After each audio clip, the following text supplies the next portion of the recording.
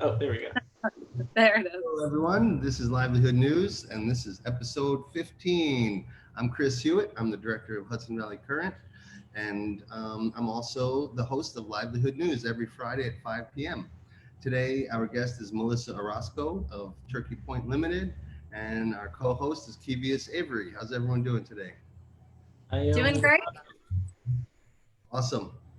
Well, Melissa, usually what we do is we talk to a guest and we explore a bunch of things from keeping money local to strengthening main streets to our relationships with each other, but also around businesses and capital. So Melissa Orozco is also the board secretary for the Hudson Valley Current and a huge supporter and advocate all these years. Thanks for everything you've ever done for us and with us. And I think today we'll talk about food security, but also your involvement in the Current. And Kevius is a great host, so I'm sure he will have good questions all day for the next hour. Awesome. Happy to be here. Thank you, Chris. Thanks, Melissa. So what do you want to talk about, Kevius? Yeah, so I just want to do a general check-in for the folks watching. Just ask you, Melissa, how are you doing? COVID is pretty strong in these areas, and we like to check in with our guests to see what they've been up to in this time and how they've been adjusting. So I'll start off on that point. Well, I've been doing good. I mean, I feel grateful for everything that I have in my life. So the only thing I'm going to complain about is maybe the weather, because I hate summer and it's just not my season. But I've been spending time being more creative, getting a little bit more into a lot of the some artistic stuff that I used to do that I kind of was taking a break from a little while. Things like block printing, random stuff like that, and reading, because I love to fill my noggin with knowledge. I think you don't really like winter either. So is it a fall spring thing? I can deal with winter a lot better than summer. Winter for me is you can layer up and you can get warm, but in the summer, you can't peel your skin off to cool down. It's just when it's hot and humid, I'm pretty much miserable. So AC for me all the way. Nice. COVID friendly AC. That's what we have here. It's very cool. Yes, perfect. I love, during this time you're tapping into your artistic bag, because when I find out, about you through Chris, when I researched you, I'm like, man, you have quite the impressive wealth of knowledge and artistic vision. So, I'm just going to name a few things, and you can feel free to add to this. But ultimately, I want to know, how did you get involved with art as a starting point? But I saw you do cathartic art, you're an accessory designer, you're a graphic designer, you're a freelance writer. And I'm just like, man, is there anything you don't do? We could talk about, more things later in this show, but how did you get involved with art? And since you're a writer, I know you wrote for Country Wisdom magazine. How did that connection happen? And Chris, if you could touch on Country Wisdom, that'll be also great. So yeah, how did you get your start? Well, I mean, I started early. I started in school, art class was obviously my favorite class in, elementary school. And then when I got into high school, I started taking it a little bit more seriously.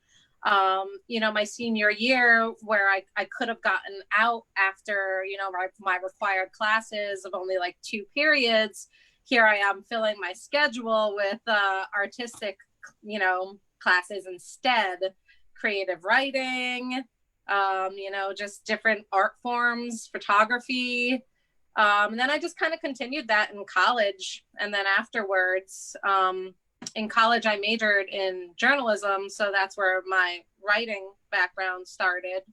But I also minored in photography and continued that after college. So, you get out of college and you have this degree that's mixed. It's like, okay, am I a writer? Am I an artist? How about I just do it all?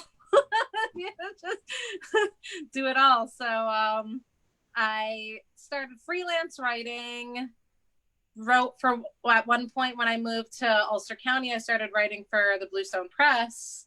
And that was when I ended up meeting Chris, because I was covering the meetings for the town of Rochester, including their Environmental Conservation Commission meetings. So Chris was on that, board at the time, and I met him there, and everything just kind of went from there. He introduced me to the current. I had never heard of any such thing. I thought it was incredible. And we started working together from there on all sorts of projects. Mm-hmm. And I think what's funny is I think we met almost 10 years ago, because this September we're celebrating 10 years of publishing Country Wisdom News. And now it's called LIVElihood. For a while we had LIVElihood with Country Wisdom News under it. But we're going to be celebrating our 10-year anniversary, partly by going to magazine format, which I want to talk to you more about, Melissa, where it'll have the masthead here. It'll be more user-friendly articles that are very much about keeping money local and strengthening Main Streets. And so that was even before the current. And so when I started publishing Country Wisdom News in 2010, the funny thing is I had a budget shortfall on my property company that I was running. And I had to make like an extra $1,000 to make payroll. And I thought, how am I going to make $1,000? I'll start a newspaper. In 2010, like, what kind of crazy idea is that? Everyone's like, print is dead. But growing up in printing and going to school for journalism and printing, you, Melissa, we had a similar track. And I thought, I'll get this newspaper on its feet. And it became related to my property management company. And you saw the journey where we explored edible landscapes and recipes and food a lot. So 3 years ago, and you also remember this as a board member, we donated Country Wisdom News to Hudson Valley Current. And then that made our for-profit paper become a nonprofit educational publication.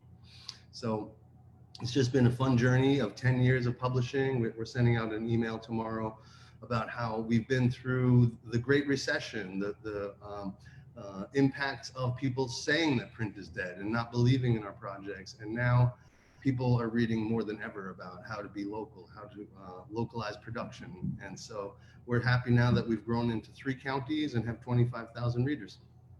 And you, a writer who helped make it happen. Thank you.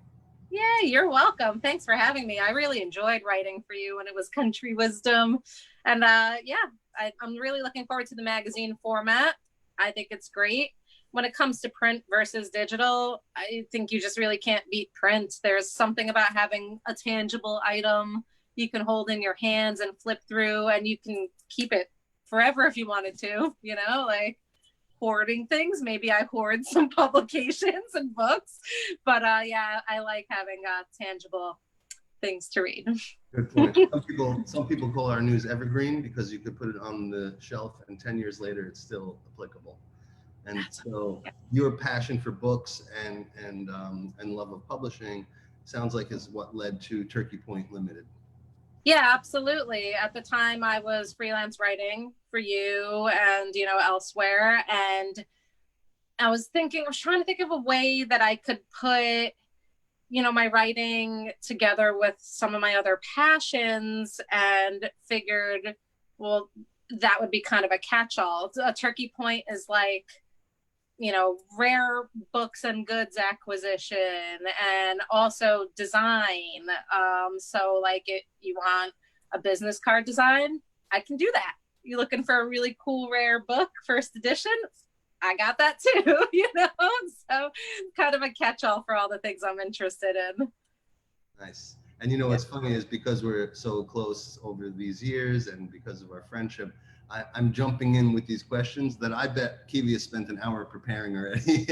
So, how about you, Kevius? You have a question? No, Chris, I think the great part of this is we're both eager to ask our questions because we're just both excited about all you bring to the table. And I know, I love this chat because Chris has just told me so much about your contributions to Hudson Valley Current and the development of LIVElihood that I'm also eager, Chris. I don't blame you. But, what you just mentioned was, LIVElihood is on this 10-year anniversary. And before we go into our station break, we have another 5 minutes to do so. I want you two to reflect really quick.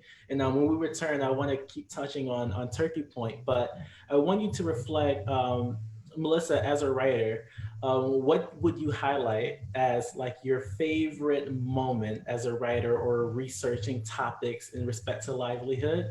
Because you've really built quite the foundation for such an amazing publication.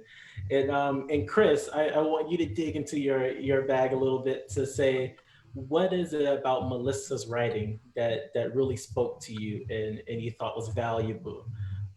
So yeah, starting with Melissa, your favorite element, and Chris, your favorite element about Melissa as a journalist. Hmm. Okay. Going now, or you said when we come back?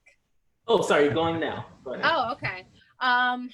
Favorite element of writing. Writing is like, I don't know, for me, we all have thoughts moving around in our head all the time, or like you can sit and have a conversation with someone, and writing is kind of a way to pull all these loose things into one organized, it's like an art in itself. It becomes a beautiful form of thought, basically, is what writing is to me. As far as favorite subjects, I loved about country wisdom that I never knew what the next topic was going to be. You know, like I would be issued different articles to write, and it was always a surprise. And I love researching things because I'm kind of a nerd. So for me, it was always, that was one of the best elements of it to me, was the research that came before the writing even happened. I think my favorite piece that I ever wrote for Country Wisdom was probably Mastodon Valley, which was about how we are walking in the, tracks of mastodons here in the Mid-Hudson Valley. This entire region, back in the Ice Age was Mastodon Valley. And you could go to the museum in Ithaca, New York, and see a full mastodon skeleton that was collected from someone's backyard in Orange County. So I think getting to research. The largest one was found here in Hyde Park in Dutchess County. Yeah. It's just that was the most intriguing story I think I wrote for Country Wisdom, just based on the history alone. For me, it was really awesome to be able to research something that went back that far that I didn't know about the area I live in. I think what I loved about first starting to work with Melissa back when the paper was a broadsheet, where it wasn't like this where you could read it like a tabloid. It was actually double the size. We made it like a Revolutionary era broadsheet. So it was Ben Franklin style, giant paper, That's right. Right? Yeah. Mastodon Valley piece was in the large broadsheet back then. But I remember Melissa attending meetings of the Environmental Commission or the town board. And for me, she represented a true journalist with passion, right out of school in our 20s, where we're passionate about changing the world and getting those facts. And so she was, I think, a very good investigative journalist. And we didn't really have investigative journalism as much as say the Bluestone Press, because their job is to cover town board meetings and local stories, right? Well, we with the model and the paradigm a little bit about how there's not enough good news going around. So we would always try to find a twist on something that was happening in the national media, or just highlighting a story that's local. We always got a chance to focus on the good news. So your investigative journalism experience combined with that desire to share good news, I think was really hard hitting and well written all the time. Thank you. Yeah. So, and also I love the relationship between the editor and the writer is always a little bit contentious. Oh yeah, absolutely. Right? It doesn't matter who you write for. That's just always the case. Yeah, exactly. And so now we're living here in the Hudson Valley, where there's an abundance of publications and journalists and photographers and thought and creativity, innovation. It's all here. And we're always talking about sharing abundance through the current and really revealing abundance, because it's here already. So when we reveal all of this local food, our passion to make things locally, in a way we are carrying the legacy of that mastodon, whose giant, massive body could survive here in the Hudson Valley through the abundance of the earth. So, awesome. I love that analogy. That was beautiful. Well, that was just Kevius's idea. I gotta give it to him. Good one. So now we have this 10-year journey where we come full circle. We get to talk on the news right now. This is the good news, livelihood news. For anyone who's just joined us, it's 5:19 and it's 15 minutes into our live show. This is Chris Hewitt. I'm the director of the Hudson Valley Current and your host of Livelihood News every Friday at 5 p.m., where we catch up on what we've been working on here at the Current, and where we not only talk about our sponsors, our advertisers, and financial supporters who make all this possible, but also we interview board members, writers of Livelihood, people who are featured in our articles, and also pollinators of our community and Current members. So Melissa is not only a Current member, she's a board member, she's keeping money local. She's doing, I think, everything I just said, all 5 things. So I'm here with Kevius Avery, my co-host. He's an economics student at Bard, working with us full-time right now. And Melissa Orozco is the owner of Turkey Point Limited and the creative director of Visit Vortex. Production coordinator. Thanks for joining us. And we always like to break at 15 minutes because in the future, if you'd like to share this video, either in audio form or audio with video, we can give it to you in 15-minute clips as well. Awesome. Would you like to talk about any sponsors now, or should we talk more about the paper and Melissa's work with us? I think paper and Melissa's work, and then the next break, sponsors. How does that sound? So, you know, we talked about, you know, the shared interest of us three, right, is to keep money local, which is why we're Current members and we love the Current. But, you know, a piece of keeping money local is acknowledging that we're building off of history, right? So barter systems have existed beyond our time. And as we see now, those older systems or those older gems are more and more valuable today. So before we dive into the Current and all of your major contributions there, Chris brought up earlier Turkey Point. And a big piece of Turkey Point is rare vintage goods. And I've seen I'll leave it to you to talk about Turkey Point because I don't want to go on. But how did Turkey Point come about? And can you highlight some of the rare gems that you've been able to sell through that platform? And, Yeah. And right after Chris, could you touch on, I know we talked about Macedon, but touch on, you know, barter systems and why to you was it very valuable to extract that piece of history and apply it today? So Turkey Point came about, as I said before, it's kind of like a catch-all for everything I'm interested in.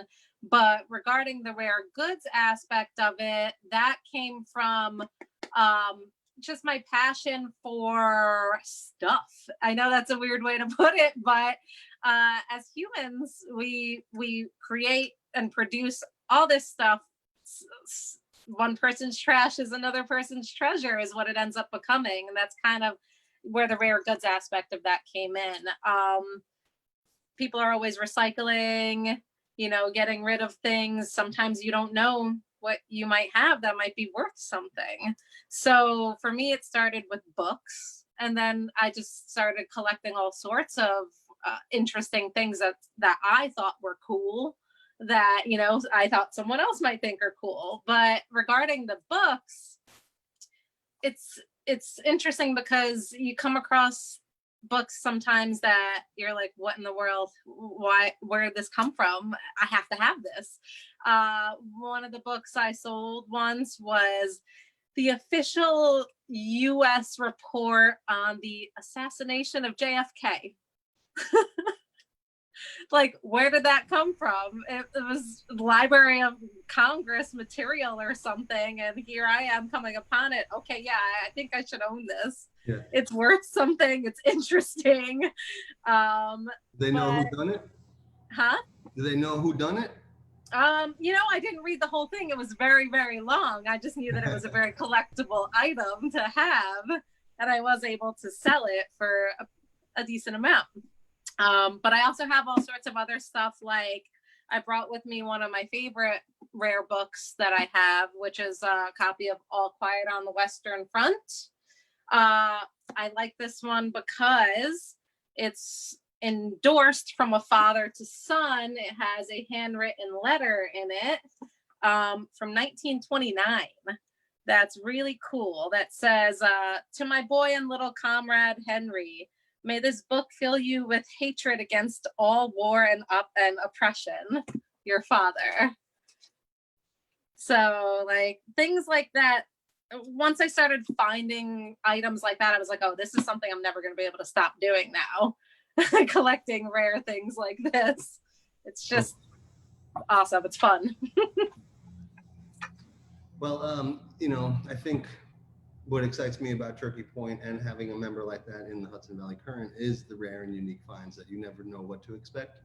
And having a space like this, which I think I could show everyone around soon, the point is to feature what our current members have, what they would like to present, and it creates a mini store um, for all of our current members. So here in the background, you'll see this is going to become our coffee station in our restaurant. It's called Tilda's Kitchen, and that coffee station and all of our shelves, all of our food on the menu will be from current members. So we'll have local milk, we'll have local sweeteners. We already have Democracy Coffee and North River Roasters as current members.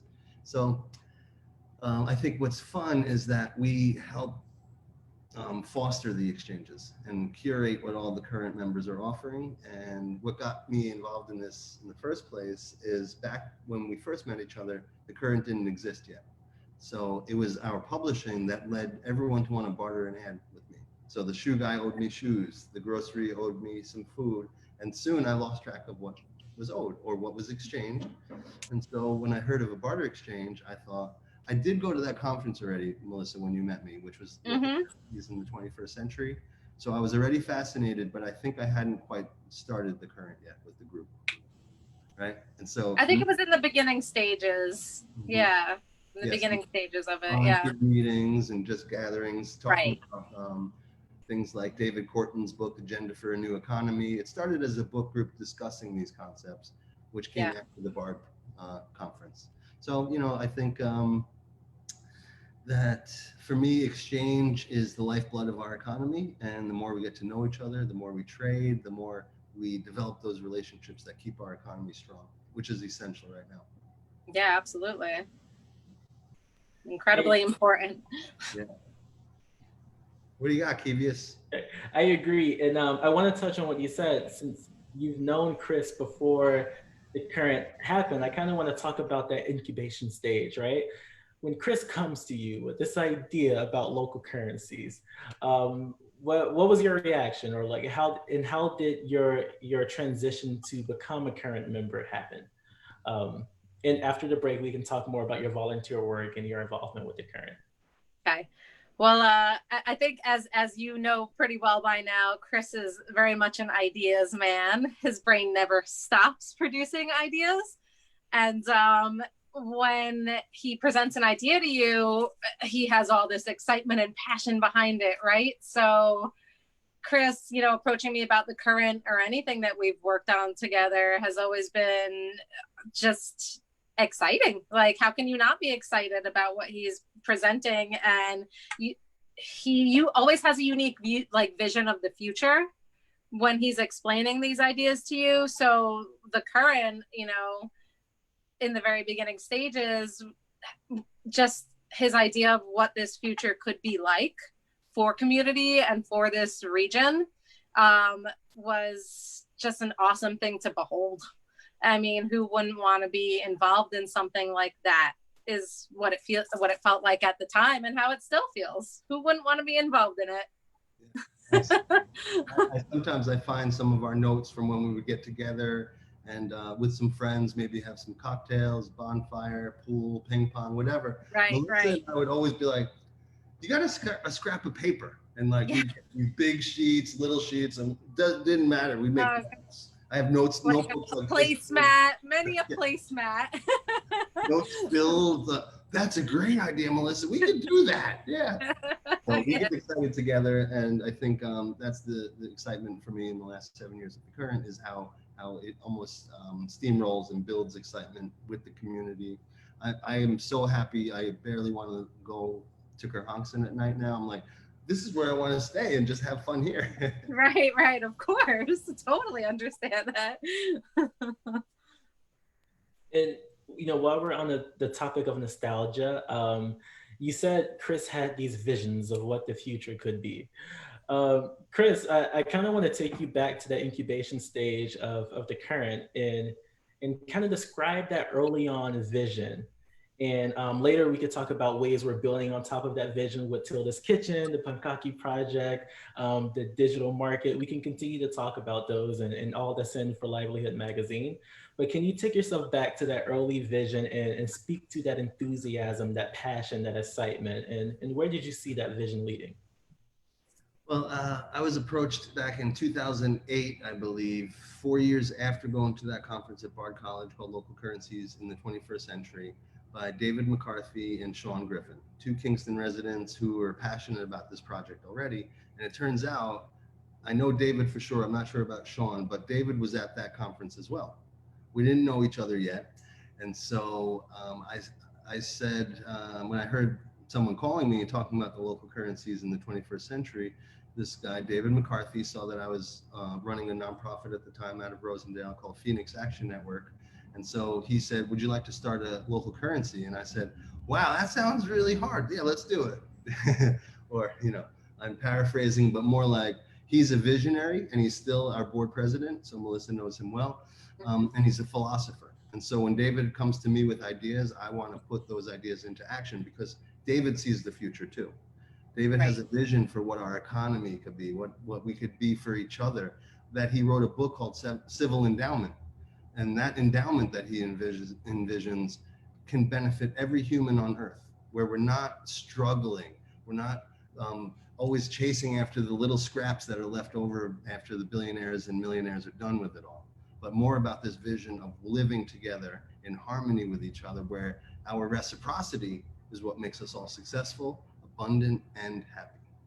So David is this visionary, and at the time was working with Sean Griffin here in Kingston, and came up with the name Current because a local currency must flow well, and also it's modern, it's current, it's today, but it also has the electricity of a current. It has this charge, this movement, you know. Right. And so every time David approaches me with an idea that is framed in a philosophical way, then it, for me, is a challenge of how do we bring that to life. So having team members like you, it's amazing to see. And Sonia Narvaez, who will join us at our next break, who's our director of operations, our brains are all different. And so if it was just me, I would just have ideas all day and I couldn't do anything. So I just love teams, and I love the way we can accomplish these things together. I hope that was about the beginning of the currency and the question you asked me, Kivius. No, it was. I like that you acknowledge, you know, our brains are different, and right now we're in so many different spaces, so many different interests. So before our next break, Melissa, I want to ask you, you know, what's in the future for you as a really talented person? You have a lot of hats. So what's in your near future, and what do you see? Oh, what's in my near future? I mean, that's hard to say. It's when you're interested in so many different things, you kind of never know what your future is going to hold. What's the next idea going to be? You know, what's the next thing to be involved in? I'm not sure right now. I am working on, you know, my own art and everything. I'm still the production coordinator for Visit Vortex, so that will be in my future too. Still a board member and still working with Chris. So I feel like my future will be full of all sorts of creative and exciting endeavors. Beautiful. That sounds exciting. I want to do that too.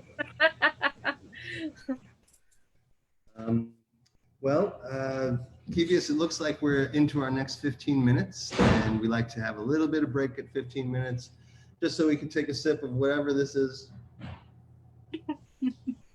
Oh, yep, tea. That's good. Everyone's got it. Coffee. And also, if you've just joined us, my name is Chris Hewitt. I'm the director of the Hudson Valley Current, and this is Livelihood News. This is our news program here at the Hudson Valley Current that helps us bring you information about keeping money local, strengthening main streets, and sharing the abundance that's all around us. My co-host is Kivius Avery, and we're here today with our guest, Melissa Orozco. Melissa is the board member of our board secretary at the Hudson Valley Current and the owner of Turkey Point Limited. She's got an amazing Instagram page. She's an artist, graphic designer, and production coordinator at Visit Vortex. Yeah. So thanks for joining us again, Melissa. And I think right now we'll thank some of our sponsors. As part of Tilda's Kitchen, we've been getting more sponsors in a different way because we're going to be feeding people here every day. It's going to be pay what you can and pay it forward. And so right now, corporate sponsors are starting to pay it forward, and they'll be on our sponsor wall over here that shows how our meals are being sponsored. We have Bin and Water Ice that just agreed to be a sponsor, Timely Signs, and we have a variety of advertisers and sponsors who will support this kitchen, this community kitchen where people can come get healthy local meals. Some of our other advertisers in Livelihood are The Art Effect, big supporter in Poughkeepsie, and my wonderful wife works there. Bin and Water Ice, Timely Signs. Circle Creative Collective has been an amazing nonprofit that's been working with us to get this space ready for opening on August 2nd. Their slogan is to weave the fabric of community, one traditional craft at a time. And Kivius can show this issue. Our July issue is on stands throughout Ulster, Dutchess, and Columbia counties, and show some of our big supporters in the newspaper.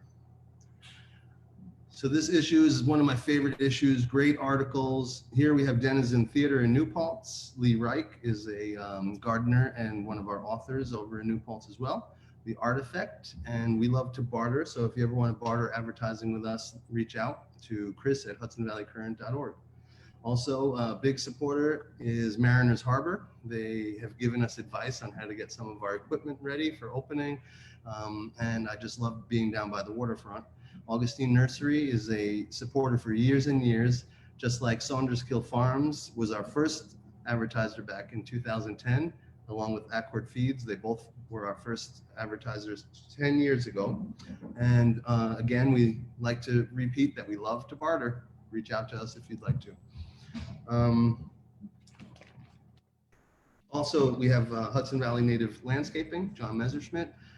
And we are actually sending out an email to all of our advertisers over all these years to see if they'd like to be in our September 10-year anniversary issue.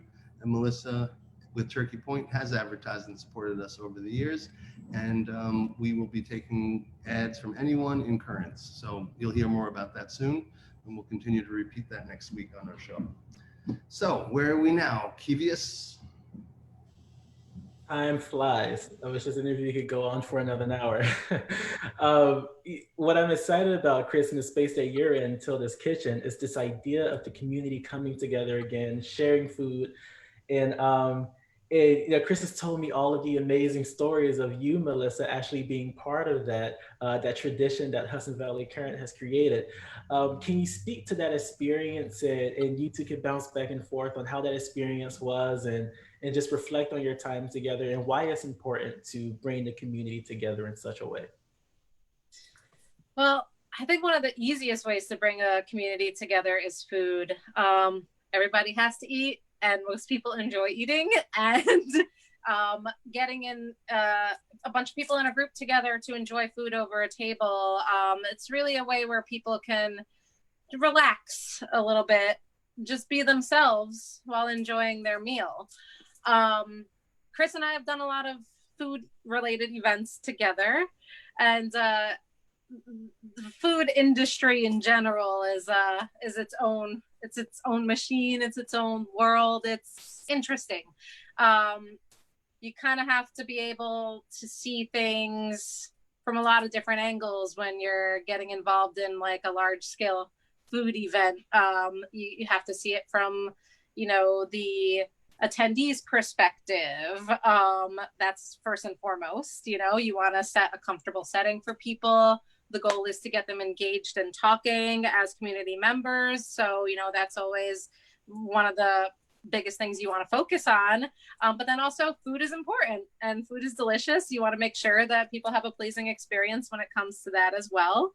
And there's a lot that goes on with any, food event. You need prep work, you need serving, you need cleanup, all of that.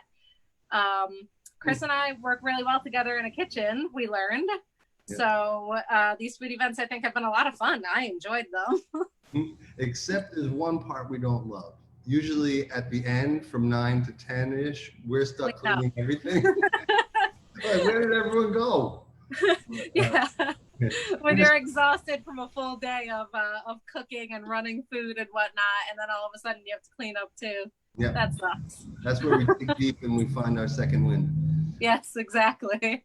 And so I think I was going to start by talking about our early ones, our smallest little events that we started with. But I'm Like going the to pizza kitchen ones? like the what? Like pizza kitchen style events? Exactly.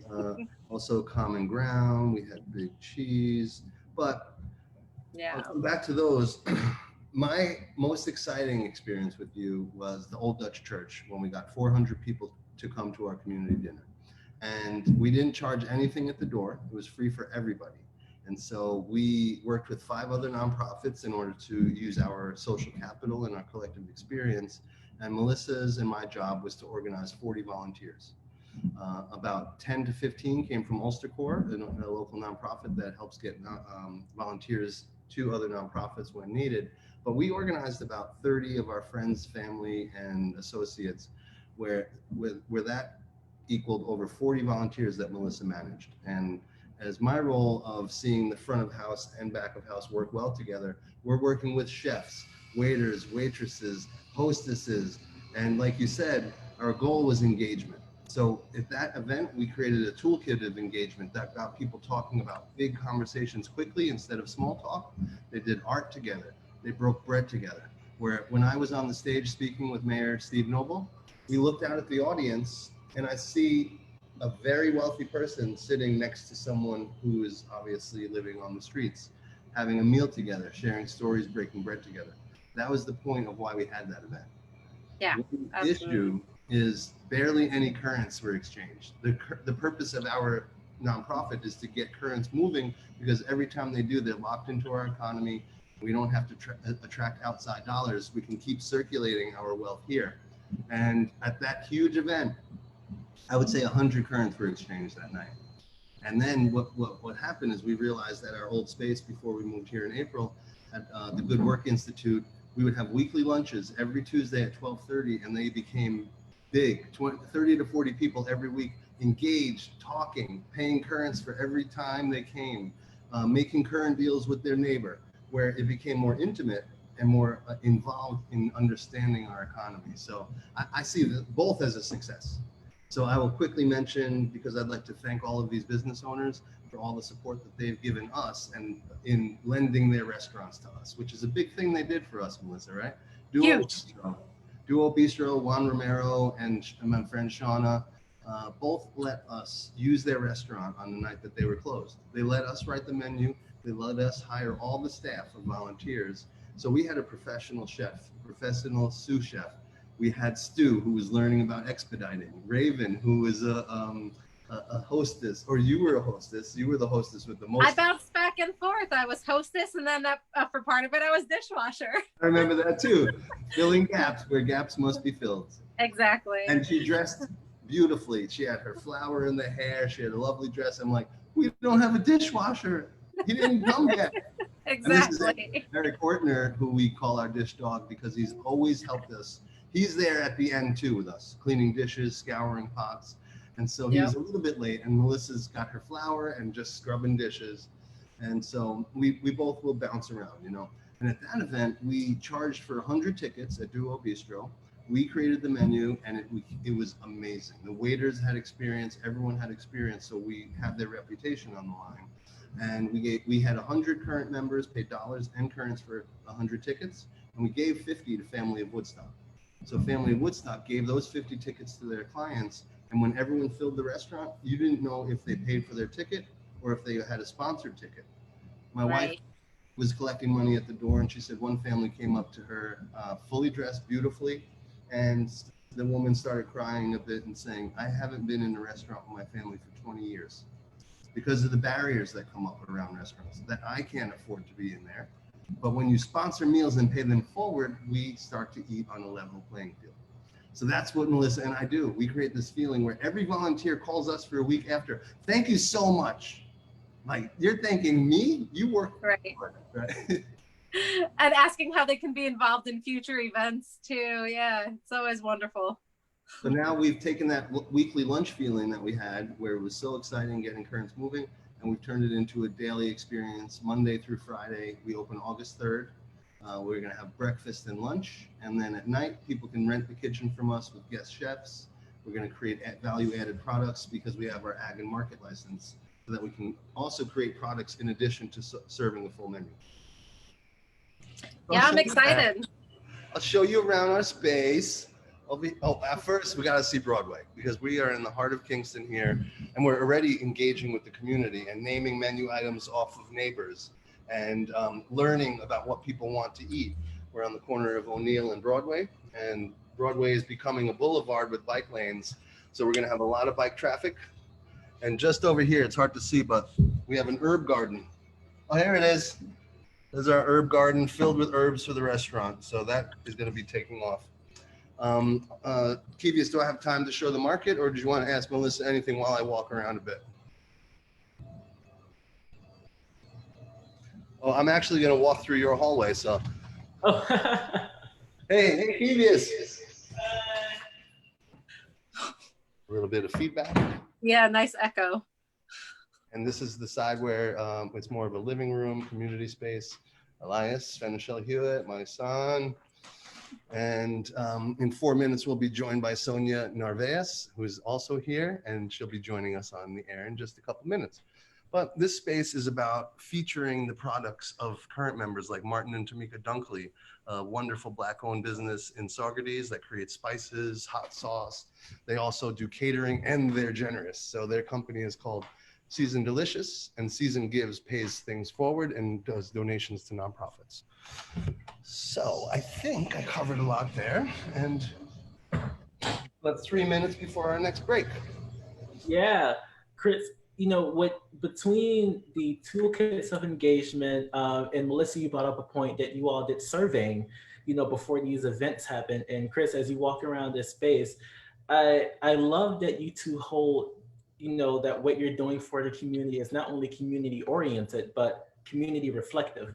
You know, it's not often you see nonprofit missions that are community oriented, that are directly built off of community themselves. So I would like to speak in the next few minutes on the importance of understanding the community and having them there at every step of the way. But also, Chris, as you threw out some really great names, Seasoned Delicious, and we talk about opening the community space. And what's so ingrained in the current is social capital. So understanding the community and why it's important to stress social capital, how valuable is that element in our lives? Starting with Melissa. Oh, okay. Oh man, I don't even know where to begin with that. I think any community you live in, it's important to be a part of it, you know, not to, you know, just hermit yourself up. It's, if you want to enjoy where you live, then you have to do something for your community to make it, you know, a beautiful place to live. And when it comes to the current is not just a currency, it's a community based, you know, collective. So it's a really good way to get all sorts of different walks of life, all sorts of different people just all together to be able to appreciate their community and support each other. Support is, you know, the most important thing about community. Local economy, where would we be without it? I mean, it's really important to support your local economy, because what else do you have? You know, like if everything else goes away, where are you and what do you have? The people around you are the people that care about you. Your community needs to take care of each other. So that's the biggest thing for me about living in the Hudson Valley that I love, is the community sense about it. Like, Ulster County has been incredible. I've lived in other counties before, and the Hudson Valley in general is wonderful, but I feel like Ulster County was a great place to put the current because it is so community based here in Ulster County. What else did you say? I'm sorry, I lost track of the question. No, you touched right on that. I know Sonia's about to join soon, so maybe Chris could pick up with the importance of social capital. Ah, I will. Yep. And so we're here on Livelihood News every Friday at 5 p.m. I'm Chris Hewitt, the director of the Hudson Valley Current. And we are here today talking about keeping money local, strengthening main streets, and revealing abundance that's all around us. We've been joined for the last 45 minutes with, we've been joined by our guest, Melissa Orozco. She is the president of Turkey Point Limited. They feature amazing gifts and unique treasures. And Sonia Narvaez, our director of operations here at the Current, just joined us as well with our co-host, Kevius Avery. Hi, Sonia. Hi, everyone. How are you? Good. Welcome to the show. This is Melissa. Hey, Melissa. We've met a couple times, and yes, she's we so have. happy and bubbly. Every time I meet her, I'm like, oh, this girl is a ray of sunshine. Well, thank you. I appreciate that. Just met her at the big old Dutch church event, I bet, right? Yes, and the Anchor Bar, I believe. Like, there was an event at the Anchor Bar, and I won the box of wine. It was the greatest day of my life. That's right. We also had that really fun event we did with the horses. Were you there? Yeah. That's fun. Yep. That was with Corey Nichols over Yes, at it was. Hudson Valley Horseplay. We paid Currents for a staff retreat and team building exercise. That was super fun. But you guys just reminded me about Anchor. It's amazing how many local businesses we've had parties where we feature them and we also highlight their food. My favorite story, real quick, was at Hot Shots in Hudson. Would be considered a dive bar, but you know, wonderful supporter. Danielle is a wonderful owner who cares about her community. And so we decided to have gnocchi night at Hot Shots, a fancy Italian potato dumpling that almost no one in Kerhonkson has ever said gnocchi, right? Right. We don't eat gnocchi in Kerhonkson. So we had gnocchi that Melissa and I slaved over and had they were like pillows of perfection. And we had 3 types of sauce, a white sauce, pesto, and a red sauce. People came, they got to learn about Hot Shots, using currents there, buying cocktails at your local bar, but also she started shopping with Kelder's Farm. It was the first time she went to a local farm for produce instead of a national distributor, because this changed her perception about local farms. So Kevius is probably giggling because I'm off track and I could talk all day. Actually, just a good story. That rain, Chris, I had some wings from Hot Shots and they were phenomenal. So thank you, Danielle and Hot Shots. Nice. And I'll also mention the Big Cheese. We had a pizza party that was phenomenal with Nancy Ostrowski doing live art. We had our Common Ground celebration that Melissa was highly involved in as well at Stone Ridge Orchard. That was huge and awesome. The Anchor Bar was a wonderful exchange networking event here in Kingston. Duo Bistro we mentioned, and we had a really big community dinner at the YMCA also. So we invited Sonia on because Sonia's been here sharing the passion involved in opening a cafe here in the heart of Kingston. We are literally in the heart of Kingston because the island across the street that we will be a steward of, planting herbs and also doing garden education, is the geographical center of Kingston. So Sonia, tell us a story or two about our community here. You know, Chris, I have to say I've lived in the Hudson Valley my entire life.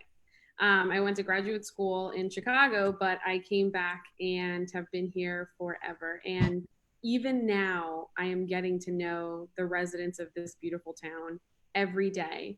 And today, actually, I explored a new cafe called Village Coffee or Goods, I believe. I'm blanking on the name, but I was just there.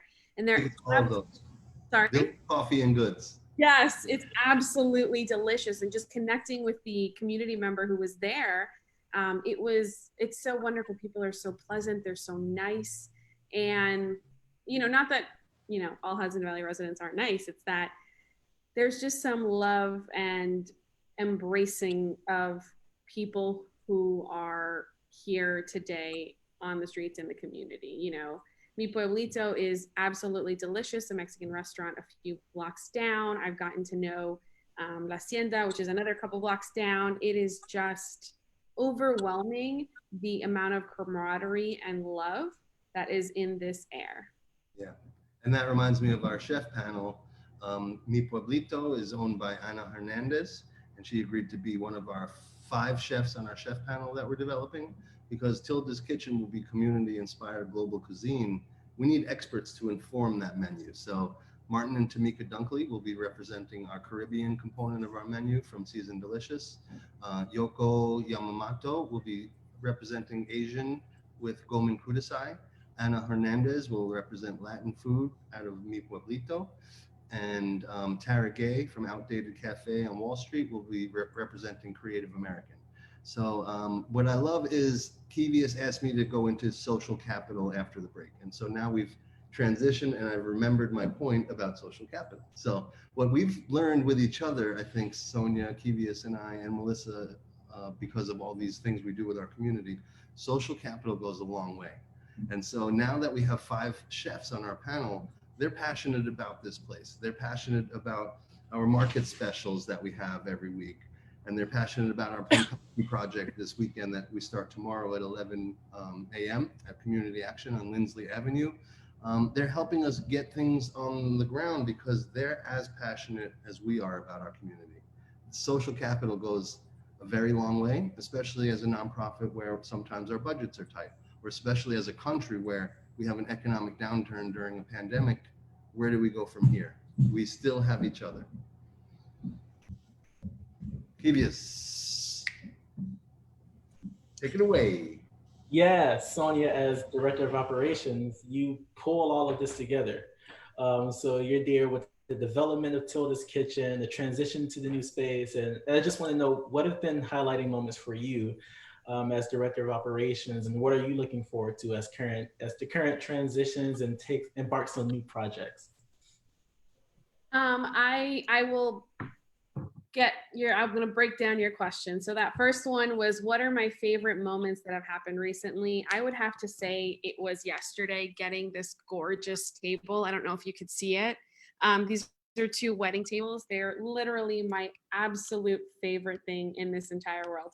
If I was strong enough, I would steal them. So they come up missing, I'm sorry. And it was just looking at this space growing, building, and we just took down the covers that were on the windows because we're like, we're not that embarrassed of the space anymore. It's beautiful now. So we can show people. And so we've got onlookers coming in, checking us out, asking about what we're doing. And I think, one of the things that I was very, I would say surprised about was this level, like I mentioned earlier, of camaraderie. It's not about competition. It's not because, there's a local Adams or a Mother Earth nearby that we're worried that we're not going to succeed as a store, but instead it's embracing everybody in this community and all of us succeeding together. So one of the things that I'm really excited about to see as I grow and as we grow in the current is this level of trust, this, every day seeing each other, getting to know each other, and having this space here that people can be like, what's the current? Oh my God, guess what? They have offices at 628 and 630. They have a grocery store. They've got all these things, and they're best friends with everybody around town. So it's like, I know, for example, the Kingston Food Co-op that's going to come in, very soon. And we're very excited about them a couple blocks down. We're not scared because they're going to open and how it's going to affect our business. We want to embrace everybody as much as possible. And that is what these vendor cubes are about as well. It's about showcasing all community members that are here. We don't have to be scared because there's a lack of resources. We have to be scared because there's so many resources and we just want to share it with everybody in the world. And how do I share it fast enough with everybody? So that's my favorite part. And sorry about the, they're empty, but don't worry, everybody, they're full here. and we've got some other ones that are even more full. So don't mind me sitting in the space that has the scary empty ones. I actually like that you showed us. I like that you showed us those, Sonia, because we're going to be renting shelf space each month. Current members can have a shelf in our store. We'll sell their products. We're not marking up their products once we start renting the shelf space. It's more about presenting their products in a safe, stable place that's open right here on Midtown. So those empty ones behind Sonia will be for rent, and we're going to be sharing information about those prices.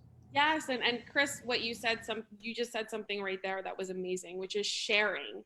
You know, sharing is so important, and you know, unlike so many other places and you know, businesses and you know, we're trying to create this transparency, and we want community members to connect. So, you know, I don't have any qualms with saying, oh my God, that sauce, we sell it here, but it's originally from Seasoned Delicious. You know, we've got some beautiful masks that we have for sale from Circle Creative.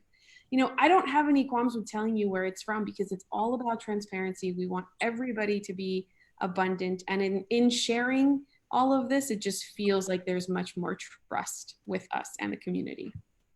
Nice. Nice. And Melissa, we've taken on quite the journey through the space and updating you on everything that's happening.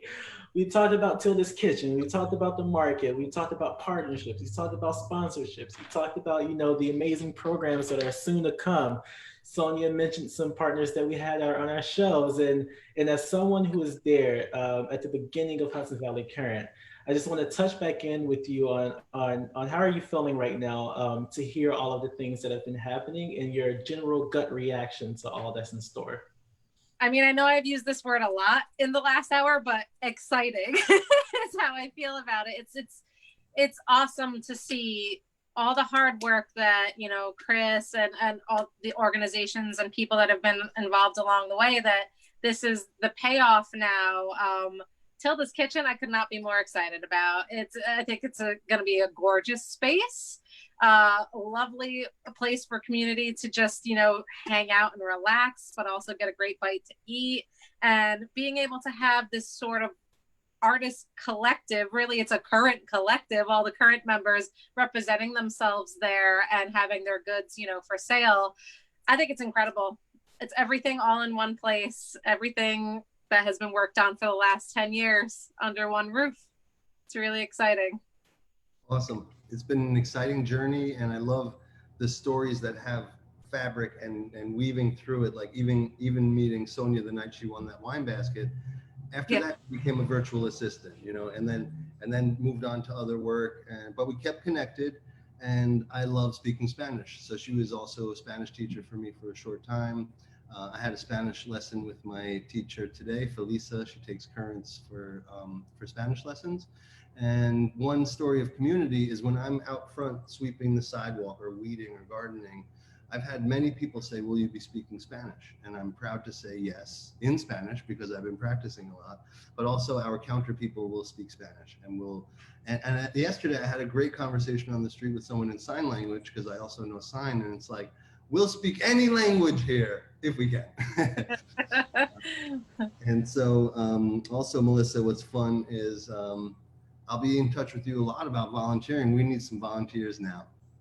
Oh yeah, I bet. Like, we're ready. Just even we could sit on the street someday, have lunch at one of our bistro tables on Broadway, watch the bikers come by as the bike lanes open, you know.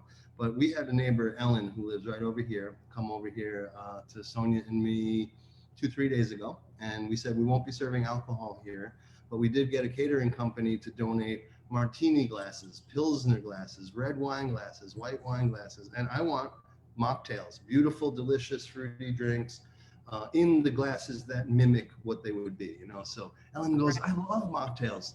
I had one the other day that's cucumber, kiwi, and seltzer, blend it all up, and we're gonna put that in a martini glass. And she's like, and it had mint in it.